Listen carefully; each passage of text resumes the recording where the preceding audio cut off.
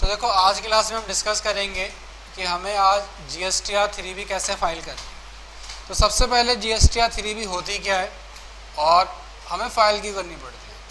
तो GSTR 3B क्या है, आपको टैक्स की डिटेल देनी रहती है यहाँ पर कि आपने परचेज कितना किया और आपने सेल कितना किया और परचेज करते वक्त आपको कितना ITC मिला था और सेल करते वक्त आपने कितना ITC कस्टमर से ले लिया। ये सारी की सारी डिक्लेरेशन हमें गवर्नमेंट को देनी होती है। तो ये रिटर्न फाइल करने के लिए आपको आना रहता है GST रिपोर्ट्स के अंदर, और GST रिपोर्ट्स के अंदर आने से पहले GST रिटर्न के अंदर, और GST रिटर्न के अंदर आने से पहले आपका GSTR 3B। अब GSTR 3B रिटर्न को फाइल करने से पहले हम यहाँ पर चेक करेंगे कि हमारा कितना कितना टैक्स यहाँ पर दिखा रहा है। तो हमने डेट डाली 1/4 से लेकर 30/4 तक। कोई भी रिटर्न जो जाएगी आपकी या तो मंथली जाएगी या फिर आपकी क्वार्टरली जाएगी। अगर आप क्वार्टरली फाइल करते हैं तो यहाँ पर एक क्वार्टर 3 महीने का होता है, अप्रैल मई जून। तो हमें यहाँ पर रिटर्न का पीरियड क्या रखना पड़ेगा, 31/30/6, यानी कि 1 से लेकर 30/6 अगर आपकी क्वार्टरली रिटर्न जाती है तो। लेकिन अगर आपकी मंथली रिटर्न है तो यहाँ पर आपको रखना रहेगा 1/4 से लेकर 30/4 तक। तो हमने यहाँ पर डिटेल निकाली, एंटर किया, और जैसे हम यहाँ पर अब एंटर करेंगे तो यहाँ पर अब आप देखोगे आपके पास सारी की सारी डिटेल आ जाएगी। डिटेल क्या आएगी, ये डिटेल आपको दिखाएगा कि जो GST का फॉर्मेट बनाया गया है, यहाँ पर इस तरह से फॉर्मेट बनाया गया है। यहाँ पर आप देखोगे तो टेबल बनाई गई है 3.1, और 3.1 के अंदर आपको दिखाता है details of outward supply in inward supply and liable to reverse charge. Reverse charge क्या होता है बताओ। हमने जो क्लास कही थी रिवर्स चार्ज के अंदर जो भी हम ट्रांसपोर्टर की पेमेंट क्या करते हैं, टैक्स देते हैं ट्रांसपोर्टर के बिहाफ वाला, ये सारा क्या कहलाता है हमारा रिवर्स चार्ज की एंट्री इसमें दिखाएगा। उसके बाद दिखाता है टेबल 3.1 के अंदर ही ए के अंदर outward taxable supply other than zero rated, nil rated and exempt supply. यानी कि यहाँ पर आपको वो सप्लाई दिखाएगा, वो सेल दिखाएगा, या तो आपकी टैक्सेबल हो वो दिखाएगा, या फिर कोई ऐसी आइटम जो आप सेल करते हो जिस पर टैक्स ही नहीं लगता हो, या फिर आपकी ज़ीरो रेटेड।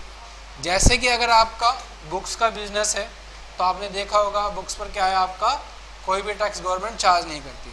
अगर आप इस तरह का काम करते हैं तो यहाँ पर आपका क्या दिखाएगा, ज़ीरो रेटेड। या फिर आप दूध बेचते हैं तो दूध पर भी क्या है, आपका कोई टैक्स यहाँ पर लगता नहीं है, तो वो यहाँ पर दिखाएगा आपका टैक्सेबल वैल्यू ज़ीरो दिखाएगा यहाँ पर, और वो कॉलम आपका दिखाएगा कॉलम बी के अंदर कहाँ पर outward taxable supply zero rated, और अगर एग्जेम्प्ट होगा तो एग्जेम्प्ट के अंदर दिखाएगा।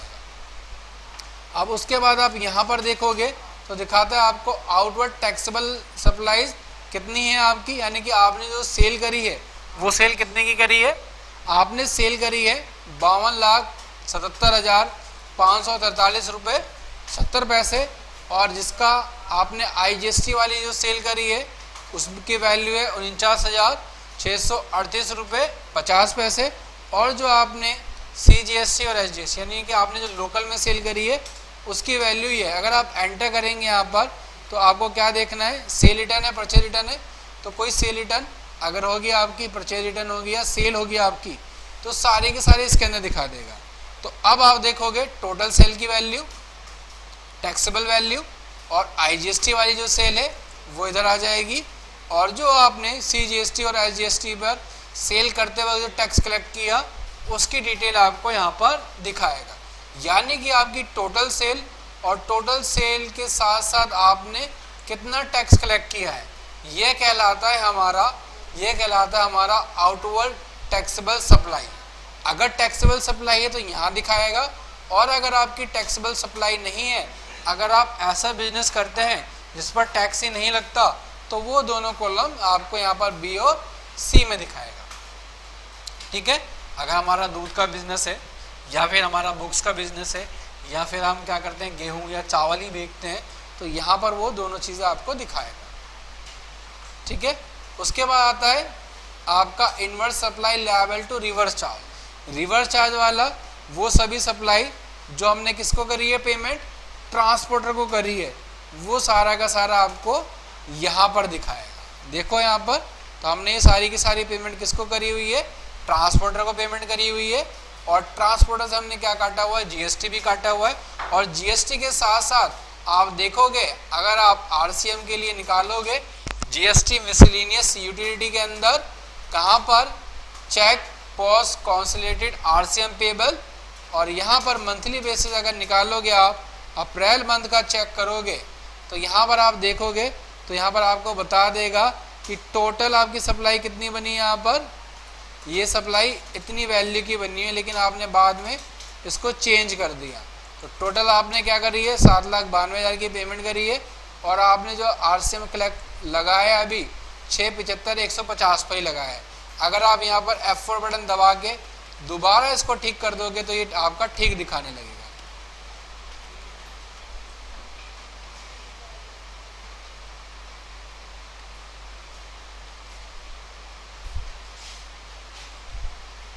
ठीक है, तो अब आप देखोगे आपकी सही वैल्यू दिखाएगा। आपने कितने की पेमेंट करी है, 7,92,640 की, और उसका अगर आप 5% निकालोगे तो कह रहा है कि 5% आ रहा है आपका 39,632। सर यहाँ पर ये IGST क्यों दिखा रहा है, CGST SGST क्यों नहीं दिखा रहा, क्या रीजन है CGST SGST ना दिखाने का, बताओ। CGST SGST भी तो दिखाना चाहिए ना यहाँ पर, तो यहाँ पर IGST क्यों दिखा रहा है, बताओ क्या रीजन है, बताओ। तो सबसे पहले देखो रीजन IGST कब लगता है, तो ये स्टेट से बाहर की पार्टी होगी तो ही तो IGST दिखाएगा। तो आप यहाँ पर देखोगे IGST इसलिए कैलकुलेट किया जा रहा है क्योंकि ये जो पार्टी है यानी कि जो ट्रांसपोर्टर है वो दिल्ली का ट्रांसपोर्टर नहीं है, दिल्ली से बाहर का है। तो वो जो बिल बनाकर देगा उस पर कौन सा टैक्स लगेगा, आपका IGST टैक्स लगेगा। अगर कोई आपका दिल्ली का ट्रांसपोर्टर होता और आपने अगर उस दिल्ली वाले ट्रांसपोर्टर से सर्विस ली होती तो यहाँ पर IGST की जगह क्या आ जाता, CGST और SGST लगने लगता है यहाँ पर। ठीक है, लेकिन अभी फिलहाल क्या लगेगा, आपका IGST लगेगा क्योंकि ट्रांसपोर्टर क्या है आपका दिल्ली से बाहर का है। तो दिल्ली से बाहर वाली सर्विस पर क्या लगता है, आपका IGST लगता है। तो इसलिए यहाँ पर ये हमें IGST ही दिखा रहा है। ठीक है, क्लियर है। अब उसके बाद आप दोबारा अब यहाँ पर आओगे GST रिपोर्ट के अंदर, GST रिटर्न के अंदर और GSTR 3B। 3B के बाद यहाँ पर हम सेम वही मंथ डालेंगे 1/4 से लेके 30/4 तक, और F2 से इसको सेव करेंगे तो ये डिटेल हमारी यहाँ पर आ जाएगी। अब आप देखोगे तो यहाँ पर भी आपका चेंज हो गया, और नीचे आप देखोगे तो टोटल टैक्सेबल सप्लाई कितनी हो गई, 7,92,640। और ये देखो यहाँ पर भी दिखा रहा है, यानी कि ये सप्लाई है, यानी कि जो हमें क्या पे करना था RCM, वो यहाँ पर भी दिखा रहा है, इनवर्स सप्लाई रिवर्स चार्ज। यानी कि जो हम टैक्स सर्विस लिए हमने ट्रांसपोर्टर से, अब हमें क्या करना था, उसका GST पे करना था। अगर हमने पे कर दिया होता तो ये यहाँ पर नहीं दिखाता हमारा। ठीक है, उसके बाद फिर नीचे आएंगे तो ये टैक्स लायबिलिटी हमारी ये और ये दोनों ऐड कर दी, 52,77,543 रुपये और 7,92,640 रुपये। इन दोनों को ऐड करोगे तो टोटल वैल्यू आपकी क्या आ जाएगी, 60,70,183 रुपये 70 पैसे। और IGST की वैल्यू ये आ जाएगी। CGST तो कोई एक्स्ट्रा है नहीं, अगर CGST होता है यहाँ पर तो वो CGST भी यहाँ पर क्या कर लेता, आपका ऐड कर लेता है यहाँ पर। अब उसके बाद नीचे देखोगे तो नीचे अब आपका क्या दिखाएगा, नीचे आपको दिखाएगा अब ये इनवर्स सप्लाई रिवर्स चार्ज। यानी कि यहाँ पर क्या कहता है, आपको पहले तो क्या करना था, पेमेंट करनी थी रिवर्स चार्ज की, और बाद में गवर्नमेंट ही वो क्या कर देती है, आपको टैक्स वापस मिल जाता। उसके बाद ITC एलिजिबल ITC, ये ITC क्या है, तो कहता है ऑल अदर ITC आपका है कितने का, 4,14,729 का। और दिल्ली का ITC आपका लोकल का CGST और SGST कितना आपका, ये कह रहा है, ये आपका हैगा 1,487 रुपये 29 पैसे और 1,487 रुपये 29 पैसे। अभी सर ITC क्या है, ITC क्या होता है हमारा, क्या है ITC हमारा, आईटीसी हमारा है वो जो हम टैक्स पे करके आए हैं, ये टैक्स कहलाता है हमारा आईटीसी। यानी कि अब ये जो हमें टैक्स हमने दे दिया गवर्नमेंट को, तो गवर्नमेंट क्या कहती है यहाँ पर आपका कह रहा है आपने जो परचेज करी है वो 82 लाख की परचेज करी है, जिस पर आपका टैक्स कितना बना है 4,14,000। तो गवर्नमेंट कहती है कि आपने जो परचेज करते वक्त यानी कि सामान खरीदते वक्त जो टैक्स दिया था हम क्या कर देंगे, वो टैक्स आपको वापस कर देंगे। तो 4,14,729 रुपये ये क्या कर लेना, गवर्नमेंट कहती है वापस कर लेना। लेकिन कैसे वापस करना, पहले जो आपने सेल करते वक्त जो टैक्स आपने ले लिया उसमें से इसको घटा देना। तो हमने देखो सेल करते वक्त कितना टैक्स लिया था यहाँ पर 4,14,000 में से अगर आप माइनस करोगे कितना, सबसे पहले कितना माइनस करना है 49,638, ठीक है, इसका तो हमको आईटीसी मिल जाएगा।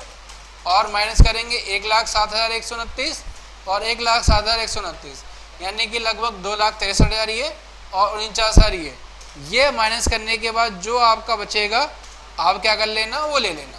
तो यहाँ पर देखो आपको बताया भी गया है अदर देन रिवर्स चार्ज 49,638 और 1,07,119, 1,07,119 और आपका रिवर्स वाला आईटीसी कितना है 39,632, ठीक है। तो ये आपका यहाँ पर क्या आ जाएगा,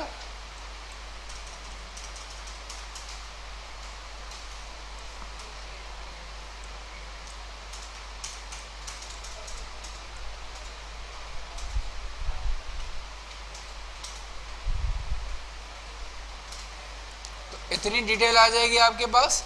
अब ये जब आप रिटर्न फाइल करोगे इसके बाद हमें क्या करना रहेगा, ये आईटीसी आपका ऑटोमेटिक एडजस्ट करेगा।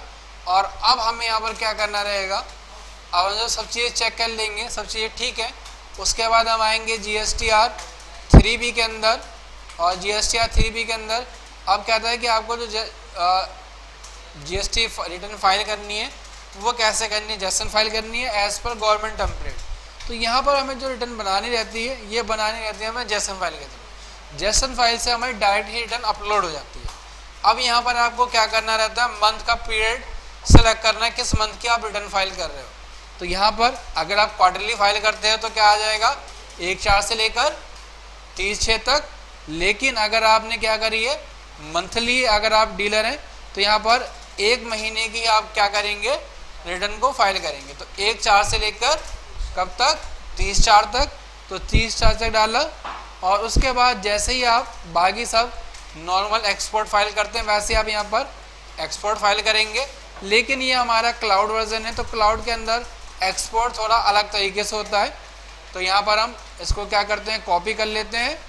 मैंने यहाँ पर कॉपी करा इसको, और कॉपी करने के बाद अब यहाँ पर मैं क्या कर दूंगा, इसको Ctrl+V से पेस्ट कर दिया और देन यहाँ पर ओके कर दिया। अब जैसे मैंने ओके करा तो यहाँ पर देखो क्या कहता है, file has been created successfully. आपकी फ़ाइल बन गई है। और फाइल बनने के बाद अब क्या करोगे, आप यहाँ पर आओगे डॉक्यूमेंट्स के अंदर और यहाँ पर डाउनलोड कर लोगे इस फाइल को। डेस्कटॉप पे मैं सेव कर लेता हूँ।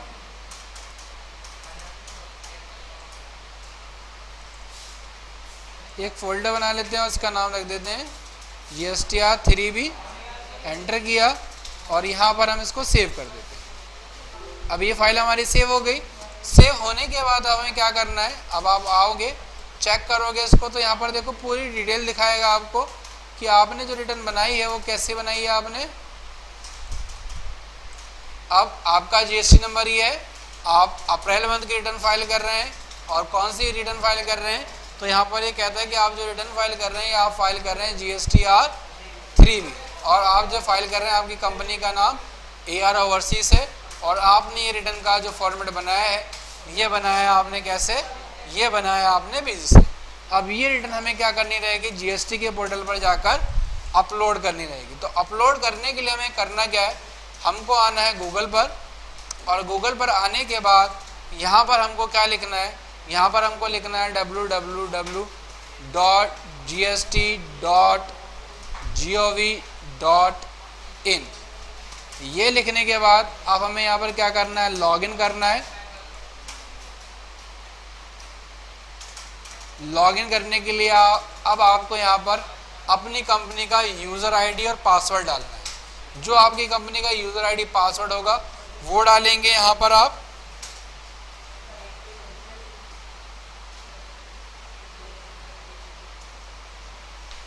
तो मैंने यहाँ पर अपनी कंपनी का यूजर आईडी पासवर्ड डाल दिया।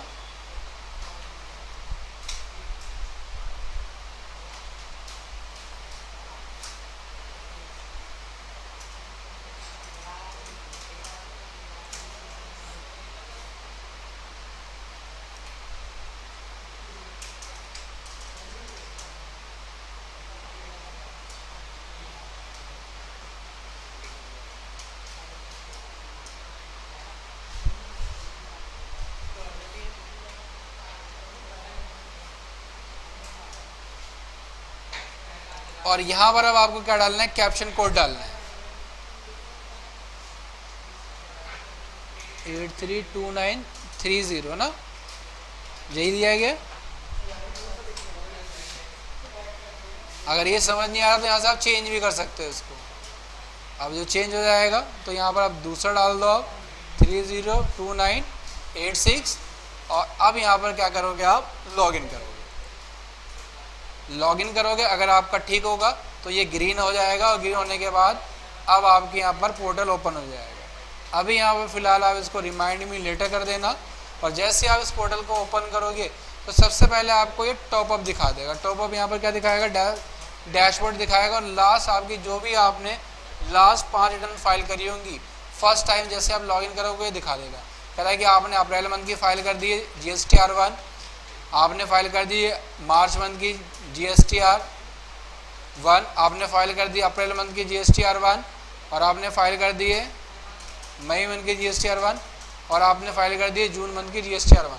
लेकिन आप एक चीज़ और देखोगे, जैसे आप इस पर कर्सर रखोगे तो यहाँ पर डेट आ जाएगी। डेट क्या दिखा रहा है आपको, 9/3, यानी कि आपने जो GSTR1 है ये 9 तारीख में फाइल कर दी है।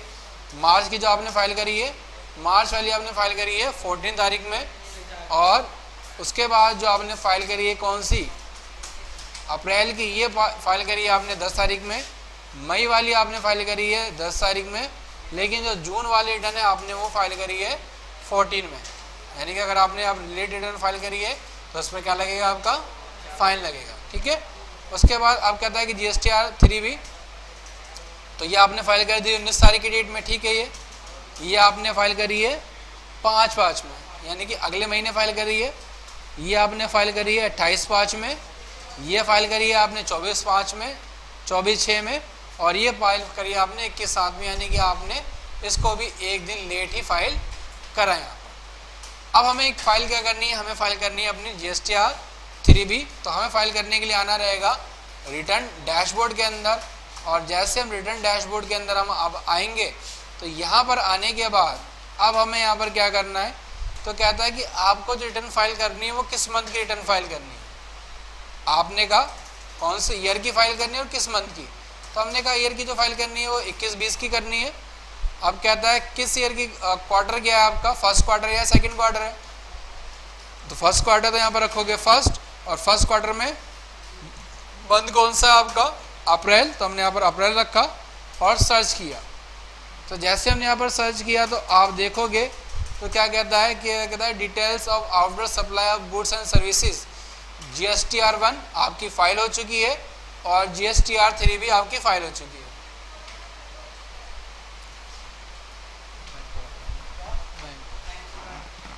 तो लेकिन हमने कहा हमें तो रिटर्न फाइल करनी है, तो हमें यहाँ पर हमने कहा कि हम जो रिटर्न फाइल कर लेते हैं Q2 की, और Q2 की किसकी, जुलाई की। तो हमने जुलाई पे क्लिक किया। तो यहाँ पर जैसे आप जुलाई पे क्लिक करोगे तो आपके पास क्या आ जाएगा, कह रहा है कि आपको फाइल करनी है क्या, GSTR1। तो यहाँ पर अभी फाइल के लिए किसका दिखा रहा है, सिर्फ और सिर्फ GSTR1 का दिखा रहा है। GSTR3B का क्यों नहीं दिखा रहा है यहाँ पर। GSTR3B हम रिटर्न कब फाइल करते हैं, अगले महीने फाइल करते हैं। तो ये अभी मंथ पीरियड कंप्लीट नहीं हुआ, इसलिए यहाँ पर आपका GSTR3B की डिटेल दिखा नहीं रहा आपको। तो यहाँ पर आपको जैसे कि अगर आप 1 ही फाइल कर रहे हो तो यहाँ पर आपको क्या करना रहता है, आप जैसे इस पर क्लिक करेंगे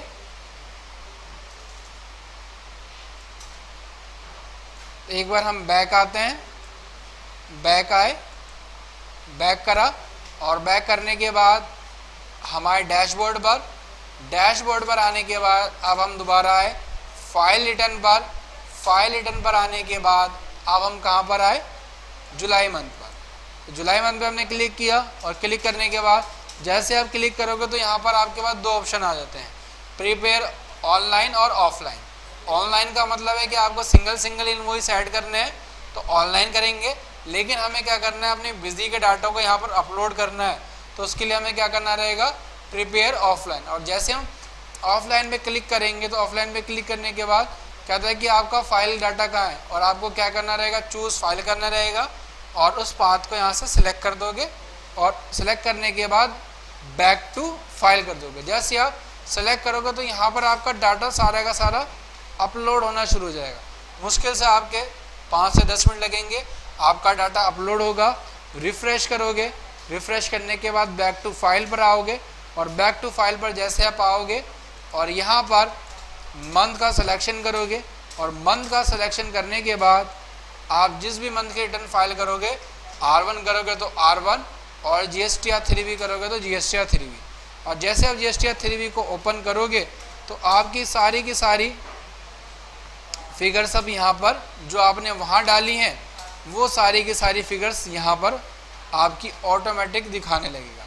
तो यहाँ पर आप देखोगे रिवर्स चार्ज की सप्लाई जो होगी वो दिखाएगा और आपका जो एलिजिबल ITC होगा वो दिखाएगा।